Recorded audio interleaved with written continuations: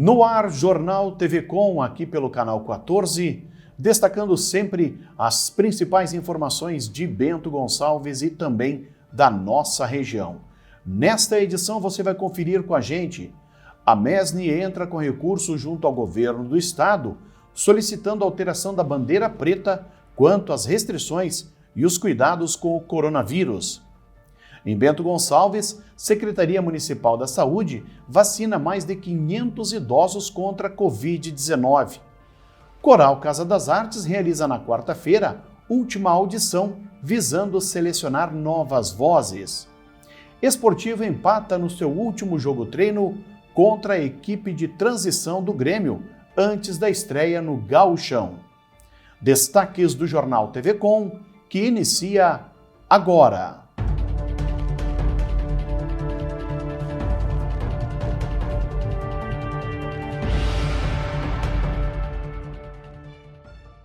A Associação dos Municípios da Encosta Superior do Nordeste, a MESNI, protocolou ainda no sábado recurso solicitando a flexibilização para a bandeira vermelha diante do anúncio do governo gaúcho que classificou a região da Serra com bandeira preta na última sexta-feira. O presidente da entidade e prefeito de Cotiporã, José Carlos Breda, cita que em dezembro a região chegou a dispor apenas 47 leitos, sendo classificada com bandeira vermelha e operando em bandeira laranja dentro do programa de cogestão. Em uma reunião na manhã desta segunda-feira, entre o governador Eduardo Leite e entidades representativas dos municípios gaúchos, o Estado acatou o recurso dos municípios que pediam a volta para a bandeira vermelha. Então nós encaminhamos um pedido de reconsideração para a bandeira vermelha e também nós fizemos um pedido para que a nossa região possa utilizar o modelo de cogestão.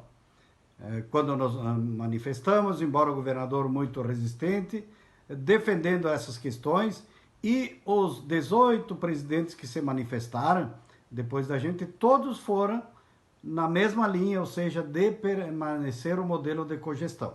Então o governador se comprometeu a levar esse assunto ao comitê de crise e também sinalizou com a possibilidade das creches de primeiro ano inicial também que possam funcionar mesmo em bandeira preta. Mas também pediu à população e aos prefeitos que intensifiquem o cumprimento dos protocolos, especialmente os prefeitos, intensificarem as fiscalizações para coibir os excessos e as transgressões, prejudicando todo mundo. A MESNI, no entanto, defende que o programa de cogestão seja mantido, com suspensão somente em casos mais graves e com maior taxação da ocupação de leitos em UTI. Breda aponta como exemplo a região de Novo Hamburgo, cuja ocupação de leitos passa dos 100%, e na Serra esse número não chega a 80%. Nós estabelecemos que a cogestão continuará vigorando, mas estamos colocando algumas regras adicionais de restrição em compensação a isso. A primeira delas é de que a suspensão geral de atividades estabelecida no Estado, que começou no último sábado, a partir das 10 horas da noite, a partir de amanhã será antecipada para as 20 horas.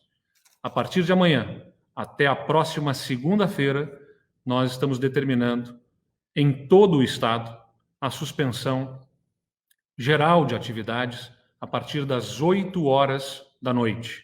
Não é tecnicamente um toque de recolher, porque não se entende, pelo menos até aqui, a possibilidade jurídica de determinar que as pessoas efetivamente fiquem em casa sem poder circular. Mas é a suspensão geral das atividades,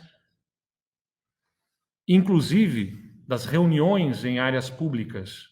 As nossas forças de segurança estarão atuando para coibir aglomerações e reuniões de grupos em áreas públicas também ao longo desse período. Entre a tarde do sábado e a madrugada do domingo, pelo menos 6 estabelecimentos foram autuados em Bento Gonçalves, desrespeitando as medidas determinadas pelo governo do estado quanto à prevenção ao coronavírus. A operação foi realizada pela Brigada Militar em conjunto com a Guarda Civil Municipal, o Departamento Municipal de Trânsito e a fiscalização do município. Diversas denúncias, chegaram aos órgãos de segurança relatando aglomerações nos bairros da cidade, além de restaurantes e bares. No sábado à tarde, bares e estabelecimentos foram orientados sobre a necessidade de fechamento às 10 horas da noite. Durante a noite, em pelo menos 5 eventos, o público foi orientado e dispersado. Foram expedidos 6 autos de infração e realizadas 8 abordagens a grupos de pessoas, promovendo aglomerações em praças e vias públicas. Aproximadamente 100 pessoas foram abordadas e 20 veículos abordados e vistoriados pelos órgãos de segurança. E aconteceu neste domingo mais uma etapa da vacinação contra o coronavírus, destinada aos idosos com idade acima de 83 anos. O trabalho foi realizado na Fundapark em formato drive-thru, totalizando 551 doses. Conforme o coordenador do setor de imunizações, Michael Manfredini, durante a semana serão imunizados todos os idosos acamados, além de profissionais da saúde que agendaram a vacinação na última semana. A vacinação dos outros grupos prioritários terá continuidade com a chegada de novas doses, embora não haja data definida pelo Ministério da Saúde. Até o momento, em Bento Gonçalves, foram aplicadas 5.510 doses da vacina, sendo 3.977 nos profissionais da saúde, 1.241 em idosos, 252 em idosos que permanecem nas instituições de longa duração e também em 40 indígenas. O governo federal anunciou mudanças no comando da Petrobras e da Itaipu Binacional. Também foi anunciado que a partir de março, de forma definitiva, o gás de cozinha não terá mais a cobrança de tributos federais. O diesel também terá isenção de tributos federais entre março e abril. Mais detalhes a gente confere na reportagem. O presidente Jair Bolsonaro indicou o nome de Joaquim Silva e Luna na sexta-feira como conselheiro de administração e presidente da Petrobras. Ele deve substituir Roberto Castelo Branco, que ficou à frente da estatal por pouco mais de 2 anos. Desde janeiro de 2019, Silva e Luna foi diretor-geral da Itaipu Binacional, empresa pública responsável pela gestão da hidrelétrica na fronteira com o Paraguai. A Petrobras informa que a atual diretoria tem mandato até o dia 20 de março deste ano. O presidente da República disse que não vai interferir na política de preços da Petrobras, mas pediu transparência e previsibilidade na definição de reajustes ao consumidor. Vamos ver na reportagem. A partir de março e de forma definitiva, o gás de cozinha não terá mais a cobrança de tributos federais. A decisão foi tomada pelo presidente Jair Bolsonaro após reunião com a equipe econômica do governo. Tomamos a decisão de zerar todos os impostos federais em cima do botijão de gás. Se na origem ele custa menos de R$40, não justifica na ponta custar R$90 ou R$100. O diesel também terá isenção de tributos federais em março e abril. A isenção por 2 meses é para compensar os reajustes no preço do combustível. Em 2021, foram 3 aumentos que somam quase 28%. Enquanto isso, o governo federal busca uma solução definitiva para a cobrança de tributos sobre combustíveis. Neste mês, o presidente Jair Bolsonaro enviou ao Congresso Nacional um projeto de lei que unifica o ICMS cobrado em todo o país sobre os combustíveis. A proposta também estabelece que o imposto tem um valor fixado em reais e não em percentual do preço total. Hoje, cada estado cobra um percentual diferente. O presidente Bolsonaro também disse que não vai intervir na política de preços da Petrobras, mas pediu transparência na definição dos reajustes. Se lá fora aumenta o preço do barril do petróleo e aqui dentro o dólar está alto, sabemos das suas repercussões no preço do combustível. Mas isso não vai continuar sendo um segredo de Estado. Exijo e cobro transparência de todos aqueles que eu tenho responsabilidade de indicar. Quem optar pelo pagamento do IPVA até o dia 26 pode garantir descontos de até 21,6%.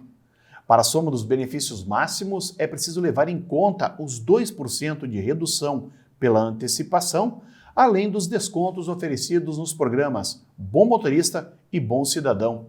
O tributo pode ser pago em qualquer agência, pontos de atendimento ou via home banking dos bancos Banrisul, Bradesco, Sicredi e Santander. É possível também fazer o pagamento nas agências lotéricas da Caixa Econômica Federal e também do Banco do Brasil, mas neste caso a opção é válida somente para clientes.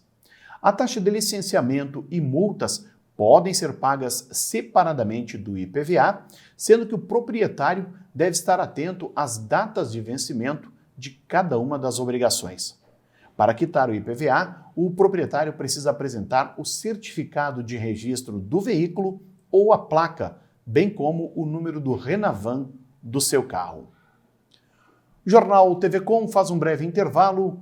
Nós já voltamos com mais informações.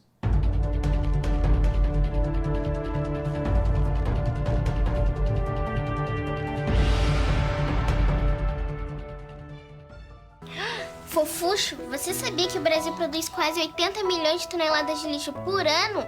Fofuxo, ao resgate! Com o Bote Recicla, quando acaba uma embalagem, começa um novo futuro. Em 2021, as embalagens que você retorna nas lojas Boticário serão recicladas para melhorar a estrutura de escolas por todo o Brasil. Leve a sua embalagem e faça parte desse movimento. Você retorna, o Bote recicla e transforma.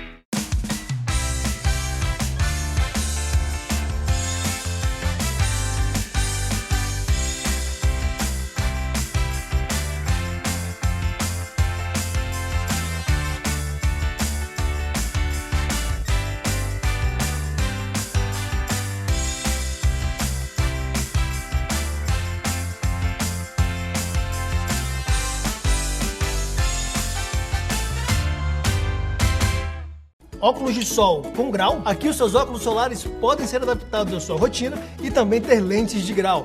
Traga sua receita e confira mais essa vantagem do Mercadão dos óculos. Mercadão dos óculos. A Multiarte, com fábrica de estofados há 16 anos em Garibaldi, conta agora com uma loja de 1.000 metros quadrados, junto à fábrica para atender você com o que há de melhor. Além da qualidade já conhecida nos estofados, conta também com salas de jantar, poltronas, puffs e móveis complementares, ótimo acesso e estacionamento amplo. Multiarte, na BR 470, sentido Bento Garibaldi, antes do Castelo Benvenuti. Fone 3451-7164.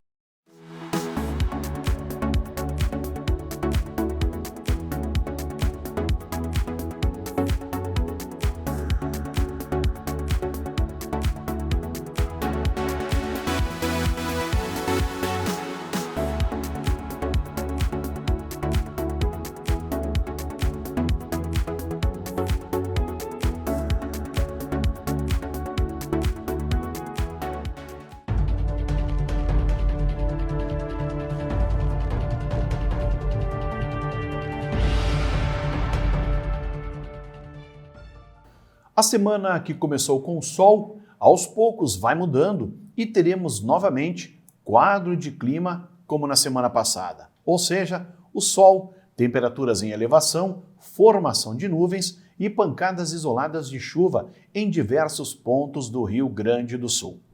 Nesta terça-feira, uma frente fria vai chegar até o estado do Rio Grande do Sul e provocar algumas mudanças no tempo no estado. Mesmo assim, o dia ainda será marcado por tempo bastante abafado, mas pode chover a qualquer hora em várias áreas, inclusive na capital Porto Alegre. A chuva intercala vários períodos de mormaço em todas as áreas gaúchas. Entre a tarde e a noite, aumenta o risco para pancadas no estado de Santa Catarina e no sul e leste do Paraná, inclusive em Curitiba. Na metade centro-norte paranaense, o tempo continua firme. Em Porto Alegre, mínima de 23 com máxima de 34 graus e em Curitiba, mínima de 16, máxima de 31 graus. Para Bento Gonçalves, teremos sol entre nuvens nesta terça-feira e possibilidade de chuva entre a tarde e a noite. As temperaturas devem variar entre a mínima de 17 e a máxima de 31 graus. O Jornal TV Com traz agora o comentário de Adroaldo Dalmas.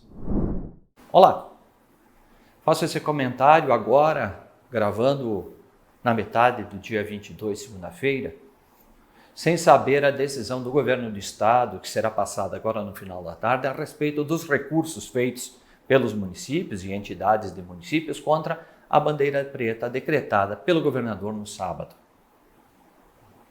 O prefeito de Cotiporã, na condição de presidente da Amesne, a associação que abrange os 36 municípios da encosta superior do Nordeste, no qual Bento está incluído, disse que não se conforma com a decisão do governador porque a situação hoje, fevereiro, é muito melhor do que era em dezembro.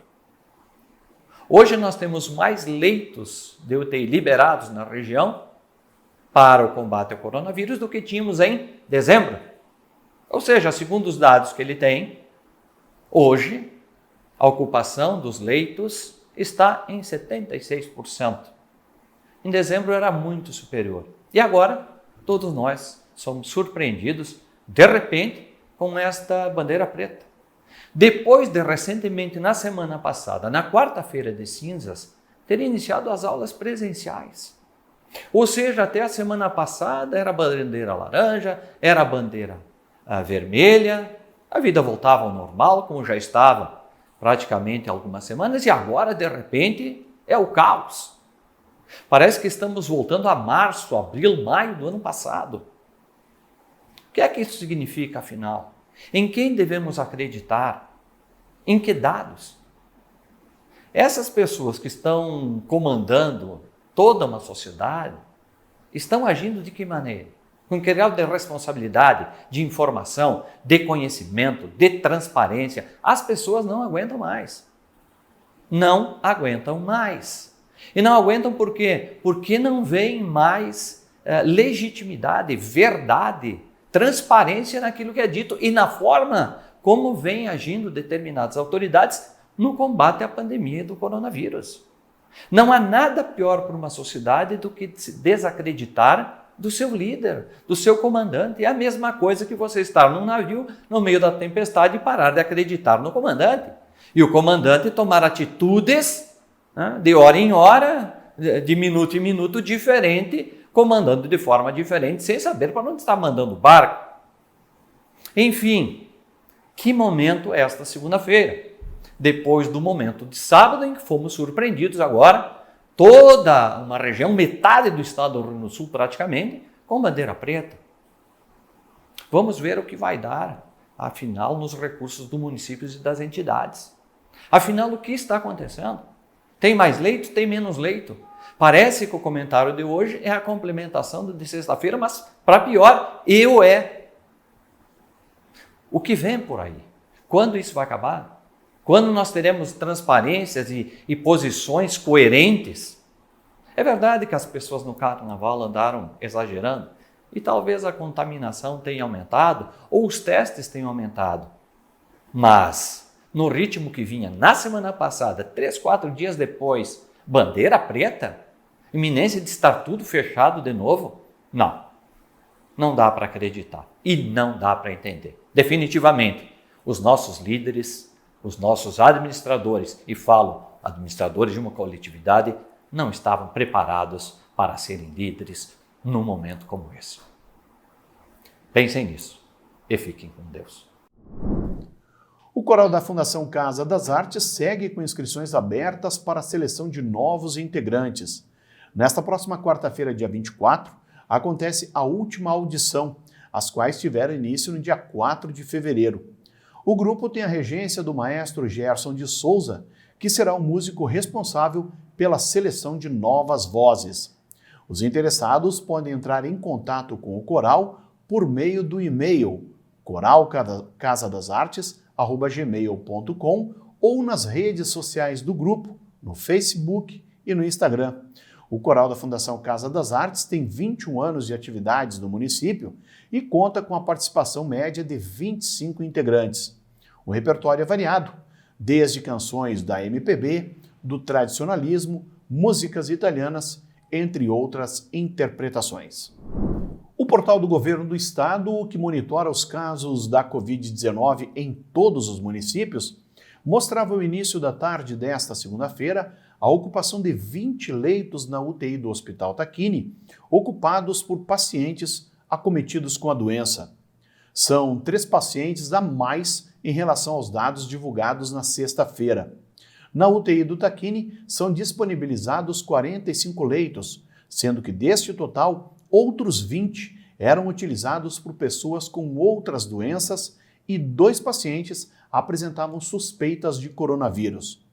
O boletim desta segunda-feira mostrava ainda o uso de 26 respiradores, 3 a mais se comparado aos dados do levantamento anterior.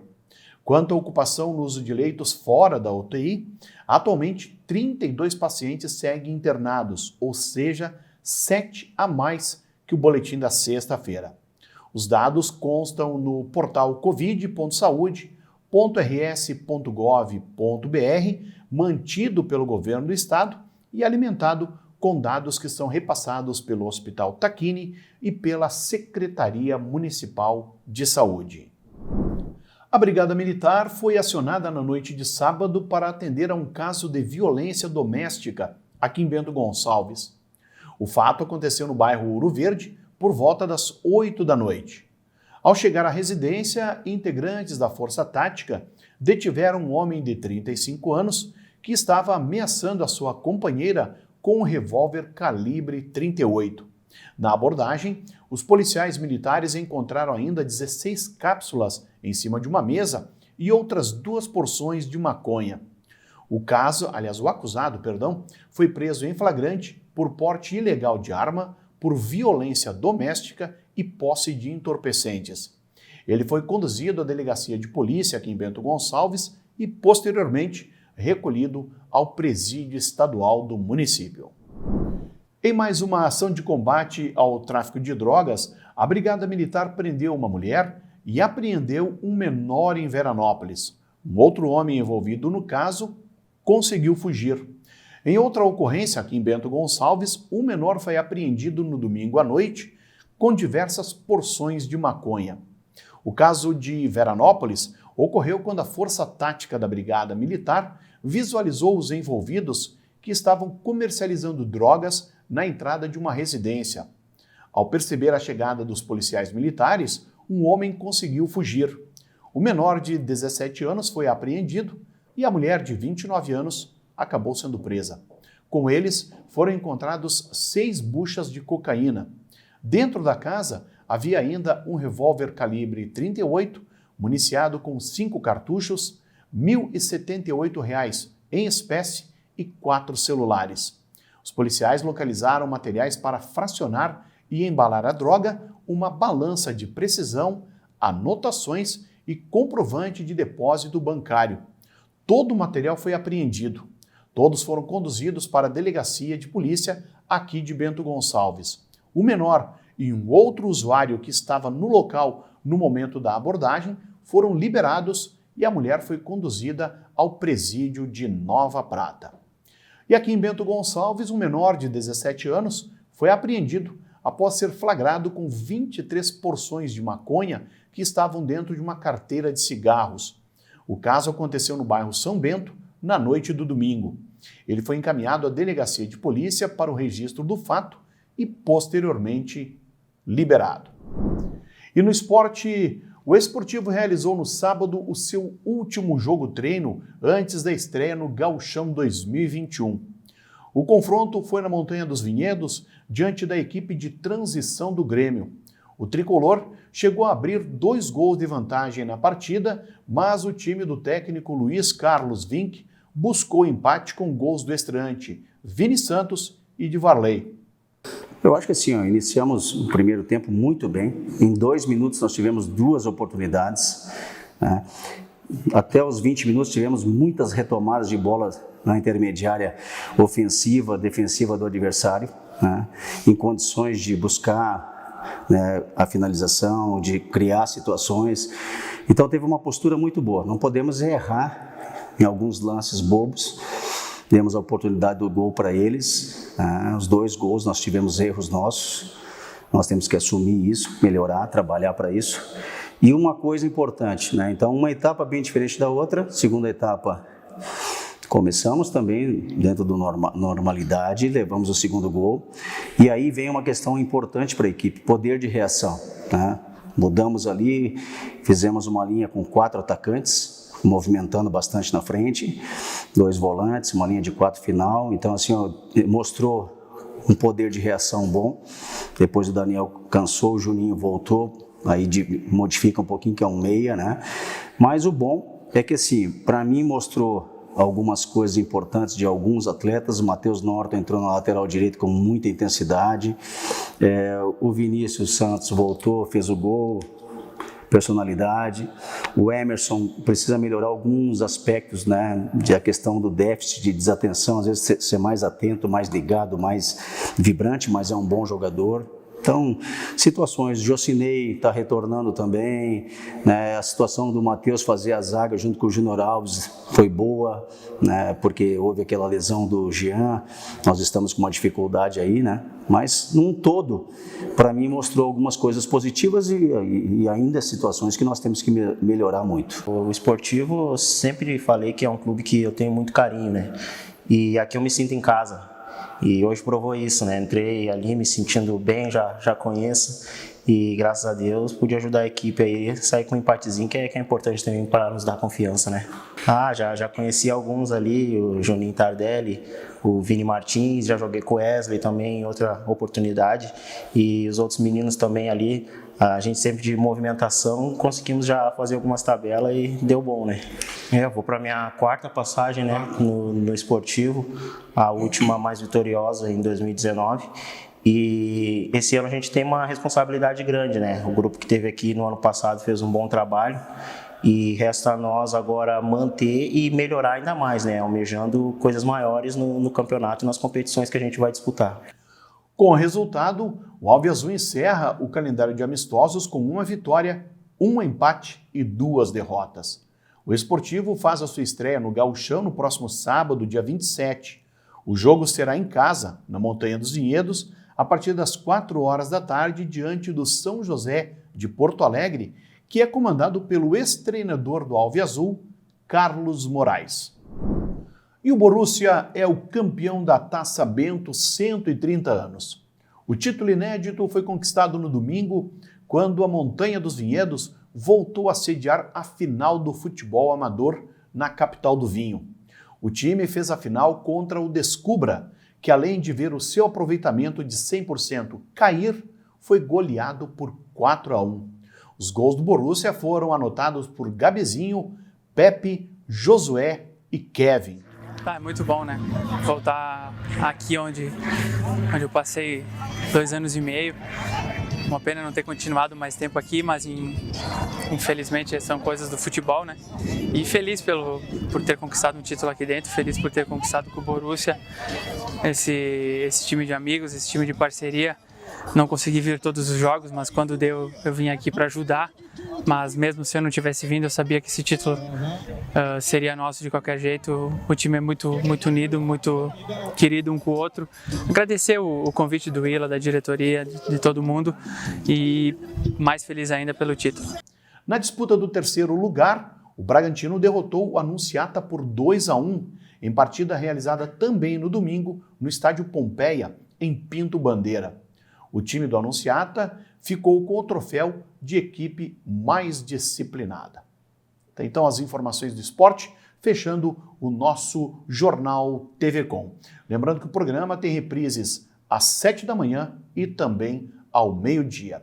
Você, baixando o aplicativo Conecta TV Com, pode conferir a nossa programação em qualquer smartphone.